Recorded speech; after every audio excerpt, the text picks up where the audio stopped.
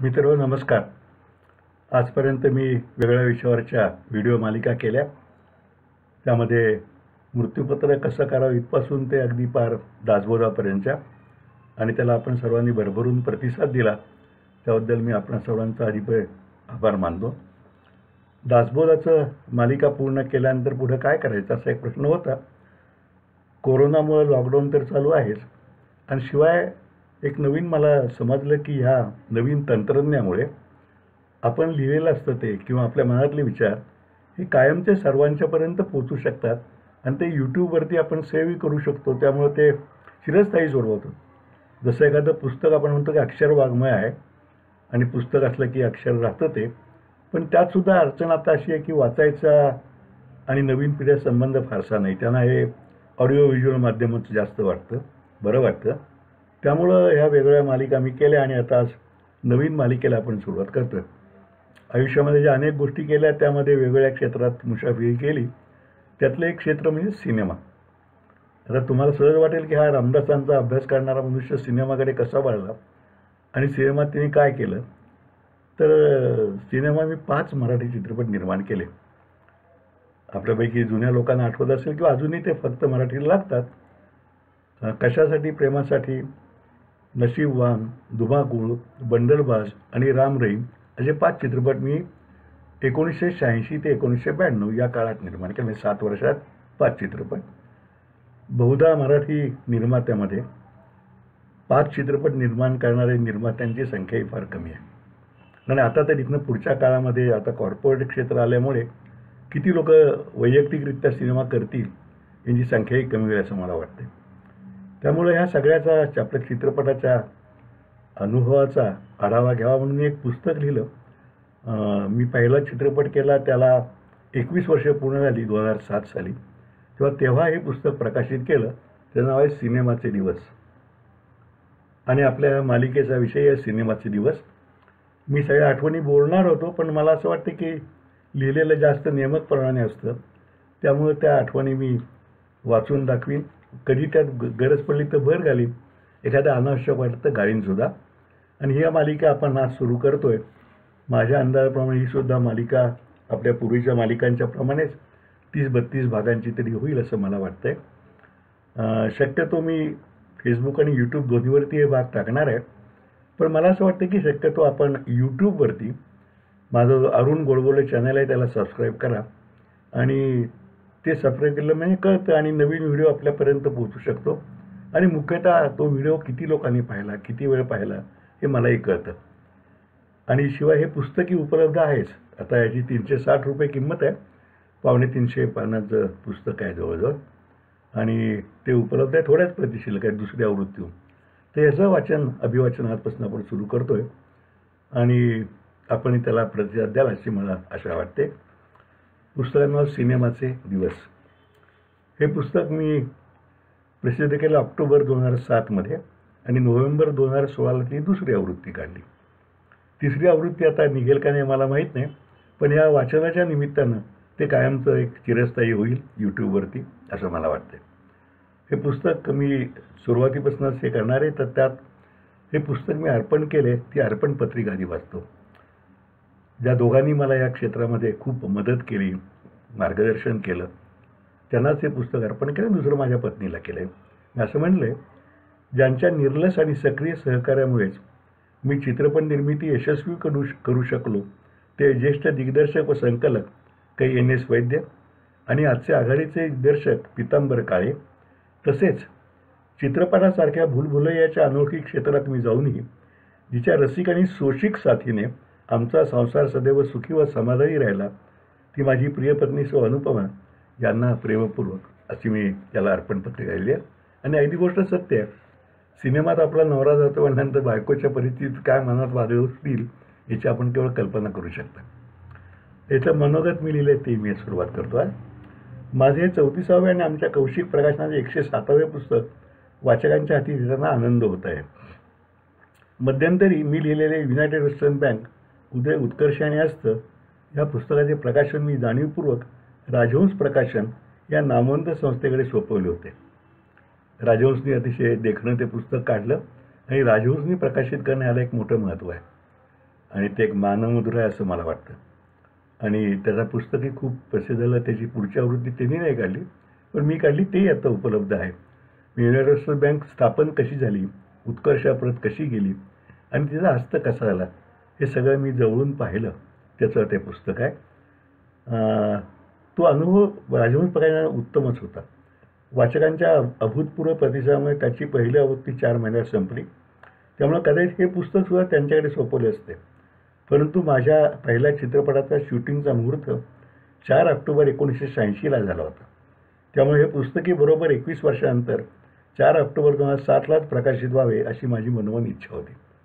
अशा अल्पकाळात प्रकाशन करण्यात राजहंसनं फारसा रस दाखवला नाही, कारण त्यांच्याकडे आधी काही पुस्तकं असतील. त्यामुळे मी ते आमच्याच प्रकाशनातर्फे कौशिकतर्फे प्रकाशित करण्यास ठरवलं. पण त्यामुळं पृष्ठमर्यादा, छायाचित्रे या बाबतीत मला पूर्ण स्वातंत्र्य घेऊन काळ काम वेगाचे गणितसुद्धा सोडवता आलं. एका अर्थाने त्यांचा नकार ही इष्टापतीच ठरली असंही काही वेळा वाटून गेलं. एका तऱ्हेने माझे त्या सिनेमाच्या दिवसांचे आत्मकथनच आहे. मराठीत अनेक कलाकारांनी आपापली आत्मकथने लिहिली आहेत, परंतु कोणी चित्रपट निर्मात्याने लिहिलेले आत्मकथन माझ्या तरी पाहण्यात नाही. त्यामुळे अशा पद्धतीने त्याच्या दृष्टिकोनातून लिहिलेले हे पहिलेच आत्मकथन असेल असे मला वाटते. शिवाय अशी आत्मचरित्रे सहसा कारकीर्द संपून निवृत्तीचे वेळ लागल्यानंतरच लिहिण्याची प्रथा आहे. त्याही दृष्टीने हे वेगळी वाट चोखाळणारे ठरेल. मराठी व अन्य भाषातील, विशेषतः इंग्रजीमधील कलाकारांची आत्मकथने वाचताना एक फार मोठा फरक आपल्याला जाणवतो. त्यांची आत्मकथने प्रायः पूर्ण मोकळेपणाने आणि हातचे काही राखून न ठेवता लिहिलेली असतात. आपल्याकडे मात्र सहसा हंसा वाडकरांचे सांगते ऐका किंवा चिंतामणराव कोल्हटकरांचे बहुरूपी यासारखा एखाद दुसरा अपवाद वगळला तर सत्यम ब्रूयात प्रियम ब्रूयात अशा पद्धतीने गुढीगुढी भाषेत हातचे बरेच राखून आणि सत्य पण संपूर्ण सत्य नव्हे अशाच पद्धतीने लिहिण्याची पद्धत आहे. हे लेखन करताना आणि त्यापूर्वी मराठीतील बहुतेक सर्व नाट्य चित्रपट कलाकारांची आत्मचरित्रे वाचल्यानंतर माझे हे मत आणखीनच पक्के झाले. अर्थात त्याबाबत त्यांनी अनेकदा वेगळा विचारही केला असेल. कोणाला कशाला उगत जोखवा, कोणाच्या चारित्र्यावर कशाला शिंतोडे उडवा असाही तो विचार असू शकते आणि तोही योग्य आहे. यातील दुसरा भाग समर्थनीय आहे, पण पहिल्या धोरणामुळे मात्र अनेकदा सत्य लांब राहून असत्यालाच नसलेले ऐतिहासिक सत्यत्व लाभते. सुदैवाने मातापित्यांच्या सुसंस्काराने मला दुसऱ्या प्रकारातील अनुभव आयुष्यात कधीच आले नाहीत. आलेले अनुभव, झालेले वाद बहुतेक आर्थिक किंवा स्वभाव वैशिष्ट्यामुळे घडलेले होते. त्यामुळे जे घडले तसेच प्रांजलपणे लिहिण्याचा मी प्रयत्न केला आहे. शिवाय त्यातील बहुतेक व्यक्ती आजही हयात असल्याने त्याची सत्यता पटवण्याचे साधनही त्यांच्याकडे उपलब्ध आहेत. याशिवाय हे लिहिण्यामागे काही हेतू माझ्या मनात आहेत. पहिला हेतू म्हणजे सिनेमाची मायानगरी कशी चालते, सिनेमा कसा तयार होतो या सगळ्यासंबंधी सामान्य प्रेक्षक तर सोडात, पण उच्च शिक्षितांनाही फार माहिती नसते. त्यांच्या दृष्टीने एखादा सिनेमा पाहिला की बंडल, सो किंवा मस्त होता यापैकी एखादीच प्रतिक्रिया येते. एका सिनेमाच्या निर्मितीमागे किती डिपार्टमेंटमधील लोकांचे कसे श्रम, वेळ व योगदान असते यासंबंधी ते अनभिज्ञ असतात. त्यांना ही सर्व माहिती समजली तर तेही या माध्यमाकडे सजगपणे पाहू शकतील आणि विशेषतः मराठी प्रेक्षक मराठी सिनेमापासून आज जो थोडा दुरावला आहे तो आणखीन उदार आश्रय मराठीतील असं मला वाटतं. मी सिनेमा निर्मितीचा निर्णय घेतल्यानंतर जी प्रतिक्रिया उमटली किंवा नंतरही अनेक वेळा अनेकांनी व्यक्त केली ती आश्चर्य मिश्रित कुतूहलाची होती. जुन्या वळणाच्या मध्यमवर्गीय कुटुंबातील उच्च शिक्षित आपल्या करसल्लागाराच्या क्षेत्रात यशस्वी झालेला माणूस वयाच्या 40 नंतर सिनेमा व्यवसायासारख्या तशा अप्रतिष्ठेच्या व्यवसायात कसा उतरला याचे त्यांना कोडे पडे. त्यामागे पैशाचा हव्यास, प्रसिद्धी किंवा अन्य मोह नसून नवनिर्मितीची आस कशी होती हे त्यांना समजावे. शिवाय या क्षेत्रात बहुसंख्य मंडळी 4 चौघासारखी सज्ज नसतात ही ज्ञान व्हावे हा दुसरा हेतू होता. आज मराठी माणसाने चांगल्या प्रकारे आर्थिक सुबत्ता प्राप्त केली आहे. त्यातील अनेकांच्याकडे सिनेनिर्मितीची आर्थिक क्षमता आहे आणि त्यातील काहींच्या मनात सिनेनिर्मितीचे विचारही घोळत असतातच. अशी माणसे पूर्ण विचारांती व या क्षेत्राचे ज्ञान घेऊन जर चित्रपट निर्मितीत उतरली तर ते मराठी सिनेमांना सशक्त बनवण्यास व वैश्विक परिमाण देण्यास अतिशय उपकारक ठरणार आहे. त्यांना मराठी सिनेनिर्मितीच्या प्रक्रियेची अनुभवसिद्ध माहिती देणारे साहित्य अभावानेच उपलब्ध आहे. या पुस्तकाच्या माध्यमातून त्यांना ते प्राप्त होईल आणि त्यातून भावी काळात मराठी चित्रसृष्टीला सुजाण निर्मात्यांचाही लाभ होईल हा तिसरा हेतू मनामध्ये आहे. अर्थात मी लिहिले किंवा मी जो अनुभव घेतला त्यानंतर गेल्या जवळजवळ 30 वर्षामध्ये टेक्नॉलॉजी खूप पुढे गेलेली आहे. मोठे कॅमेरे 2 बारके डिजिटल कॅमेऱ्यावरती होतं शूटिंग. तंत्रात फरक झाला, एडिटिंगमध्ये फरक झाला. हे असलं तरी मूळ तत्त्व कायम आहे असं मला वाटतं. आणखी अखेरचा चौथा हेतू काहीसा व्यक्तिगत स्वरूपाचा होता. सिनेनिर्मिती स्पॉट बॉयपासून श्रेष्ठ कलाकारांपर्यंत आणि कॅन्टीन कॉन्ट्रॅक्टर्सपासून दिग्दर्शकांपर्यंत ज्या अनेकांच्या संपूर्ण सक्रिय सहकार्यामुळे मी बऱ्यापैकी यशस्वी होऊ शकलो, माझे व्यक्तिमत्व आणि अनुभवविश्व विलक्षण समृद्ध होऊ शकले, त्या सर्वांच्याबद्दल कृतज्ञता व्यक्त करणे माझे कर्तव्य होते. या सर्वांपैकी काही हेतू जरी अल्पावशाने पूर्ण झाले तरी हे लेखन सार्थकी लागेल असे मला वाटते. आले अनुभव, भोगलेले सुखदुःखाचे क्षण, काही अक्षय राहणाऱ्या आठवणी, हे सर्व या लेखनामुळे शब्दबद्ध करता आले याचे वेगळे समाधान आहे. या निमित्ताने ते प्रसंग रिलिव्हिंग म्हणजे पुन्हा जगण्याचा आनंद एका बाजूने मिळत गेला. त्याचवेळी दुसऱ्या बाजूने तेव्हाच्या ताणतणावातून रिलिव्हिंग म्हणजे मुक्ततेचा सुस्काराही पुन्हा टाकता आला. एकाच वेळी हे दोन्ही लाभ केवळ लेखनामुळेच पदरी पडले. शिवाय इतक्या वर्षाच्या अनुभवातून प्राप्त झालेले ज्ञान आणि उठलेले विचार तरंग प्रकट करता आले यामुळे मी समाधानी आहे. हे लेखन करताना या चित्रप्रवासातील अनेक सहकाऱ्यांनी मोलाचे सहाय्य केले. तसेच माझी धाकटी बहीण सौ शारदा शिंत्रे, जवळचे स्नेह असलेले ज्येष्ठ साहित्यिक विश्वास दांडेकर व श्रीनिवास बणगे, कुशल संकलक, दिग्दर्शक आणि हल्ली थीम पार्कमधले स्पेशलिस्ट संजय दापके आणि पत्रकार मधुसूदन पत्की, तसेच माझे स्नेही निवृत्त आयकर उपायुक्त, आत्ता नाही आहेत ते, काही प्रकाश कुलकर्णी, मी PK कुलकर्णी म्हणून आम्ही, यांचे बहुमोल सहाय्य आणि उपयुक्त सूचना यांनी माझ्या लेखनाला वेगळे परिणाम दिले. त्यांच्या ऋणात राहणेच मला आवडेल. सुरेख आणि अर्थवाही मुखपृष्ठाबद्दल फाल्गुनी ग्राफिक्सचा म्हणजे चंद्रमोहन कुलकर्णी, जे श्रेष्ठ आणि ज्येष्ठ चित्रकार आहेत, त्यांचा मी आभारी आहे. या पुस्तक निर्मितीच्या प्रक्रियेत सहकार्य करणारे प्रिंटॉम ऑफसेट आणि टाईप इन्व्हर्टर्स या दोघांचे मी ऋणी आहे. त्याचबरोबर आस्थापनेतील आमचे सहकारी शशिकांत कळमकर, प्रदीप चव्हाण, अनिल दाभाडे यांचाही मी आभारी आहे.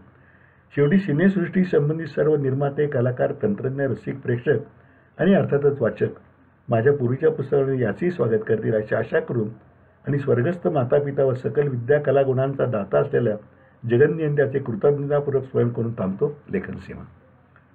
सुरुवातीला मी एक श्लोक टाकला आहे अष्टावक्र गीतेमधला. अष्टावक्र गीतेचं निरूपण आपण माझ्या या चॅनेलवर ऐकलं असेलच, यूट्यूबवरती. आपदा संपदा काले दैवा देवेती निश्चयी तृप्त स्वस्थेंद्रियो नित्यम न वांछती न शोचती.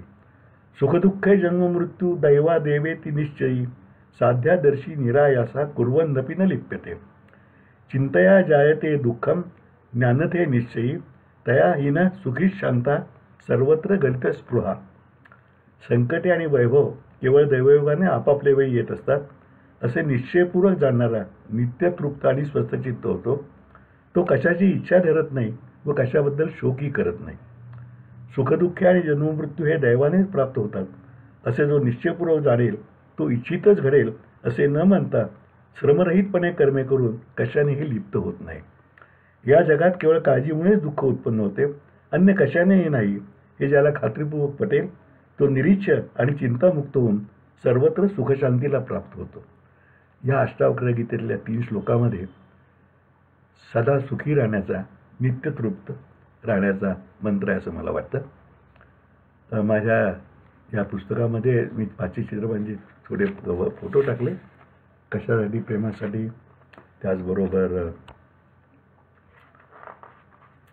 नशीबवान 1-2 फोटो आहेत, काही पुढे आहेत फोटो. सुरुवात आपण वाचनाला करूया. प्रकरण पहिले, बीज अंकुरले. मराठी चित्रपटसृष्टीत पाऊल ठेवल्याला आता जवळजवळ 20-21 वर्षे झाली. प्रत्यक्ष शेवटची चित्रपट निर्मिती केल्यासुद्धा 12 वर्षे झाली. एका तऱ्हेने ही तपपूर्तीच झाली म्हणायची.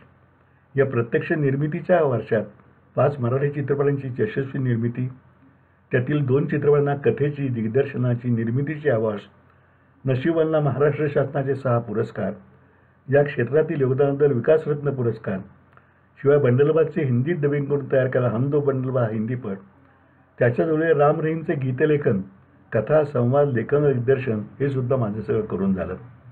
हे सगळं चालू असताना माझे आयकर सल्लागार आहे हे मूळपीठ कायमच होते, नवे वर्धिष्णू होते. हा सगळा ताळेबंद मांडल्यावर आता मागे वळून पाहताना वाटतं खरंच हे आपल्या हातून कसं झालं असेल. खरं तर आमचं मूळ गोडबोले घराणं मूळ कोकणातलं. 400 वर्षापूर्वी पूर्वज पोटासाठी देशावर आलेले. तेव्हा त्यांनी शिवाजी महाराजांच्या फौजेत काम करून सज्जनगड किल्ल्याच्या लढाईत मर्दुमकी गाजवल्याची नोंद आहे. आमचं कुटुंब अगदी कर्मठ नसले तरी जुन्या वळणाचं. माझ्या लहानपणी समजायला लागलं तेव्हापासून वडील काही बन्याभाऊ गोडबोले तथा भाऊ काका म्हणजे साताऱ्यातील वजनदार व्यक्तिमत्व होते. स्वातंत्र्य चळवळीतील त्यांचा सहभाग, खादी धारण्याचे व्रत, समाजसेवकाचं पिंड हे सर्व सातारकरांच्या तेव्हाही आणि आजही आदराचे भाग. त्यामुळे साधी राहणी हीच आमच्या कुटुंबाची जीवनशैली होती. वर्षाला 2 खाकी चड्ड्या, पांढरे हाफ शर्ट, एक गांधी टोपी आणि 3 रुपयात मिळणारा एक चप्पल जोड दिला की शाळेतल्या मुलांच्या गरजा पूर्ण होत असत. नाटक, सिनेमा इतकंच काय गोळ्या सुपारी खाणे हे विद्यार्थ्यांना वर्ज्य या सदरात होते. त्यामुळे सिनेमाला जाण्याचा प्रश्नच नव्हता. एकदाच केव्हा तरी 3रीत असताना शाळेतर्फे एक आण्यात नरवीर तानाजी हा चित्रपट दाखवला होता. सातारच्या चित्रा टॉकीजमध्ये तेव्हा इतकी मुलं भरली होती की बरीचशी पडद्याच्या पुढे थिएटरमध्ये, तर आमचे वर्ग पडद्याच्या मागे बसवले होते. पोरांना काय फरक पडतोय, सिनेमा दोन्हीकडून दिसतोय की, असा सरळ विचार मास्तरांनी केला होता. त्यामुळे आम्ही तानाजी आणि उदय बनू दोघेही डावरे असावेत असा निष्कर्ष काढला होता. पुढे 5वी-6वी गेल्यानंतर आईच्या मध्यस्थीने वार्षिक परीक्षा संपल्यानंतर एक सिनेमा, तोही चांगला असला तर, म्हणजेच बहुधा छत्रपती शिवाजी, छत्रपती संभाजी किंवा महासती अनुसूया, गणेश महिमा वगैरे अशी परवानगी मिळाली. 8वी-9वीत गेलो तेव्हा दिलीप कुमारचा न्यायाधीश लागला होता. आमच्या वर्गातील चलाक मुले तेव्हा शेठजी अमीर और गरीब होगा काहे का झगडा, ये झगडा है सिर्फ हात और मशीन का, असे दिलीप कुमारचे समाज स्टाईलित पाहायला लागले आणि हळूहळू सिनेमाच्या विश्वात प्रवेशाला आस्मादिकांची सुरुवात झाली. सातारची शनिवार पेठ तेव्हाही आणि आजही सर्व धर्म समभावाचे खरेखुरे प्रतीक आहे. विख्यात वकील, डॉक्टर्स यांच्याबरोबरीनेच बागवान व कामकरी मंडळी गुणागोविंदाने येथे एकत्र कुटुंबाने नांदतात. आजही ती अजून तीच प्रथा चालू आहे. रोज 2 रुपये कमवायला लागले होते. माझ्या बरोबरीचे बागवान वर्गमित्र तेव्हा शाळा सोडून धंद्यावर बसायला लागले होते. रोज 2-3 रुपये कमवायला लागले होते. ते म्हणाले, चलो अरुण आज तेरे को पिक्चर दिखाता है. पण घरच्या शिस्तीमुळे जायची हिंमत व्हायची नाही. पण मग त्यांनी पिक्चरची गोष्ट सांगण्यावर हे निमंत्रण संपायचे. ती पोरे गोष्टी मस्त सांगायची. हिरो, हिरोईन आणि डाकू या 3 पदात कोणत्याही सिनेमाची गोष्ट ते ॲक्शन सकट सांगायचे. सामाजिक सिनेमात डाकू कुठून आला या माझ्या प्रश्नावर त्यांचे है तेरे को कुछ समजताच नाही, डाकू बोले तो विलन, असं सोपे उत्तर असायचे. मीही त्या गोष्टी ऐकण्यात रमून जायचो.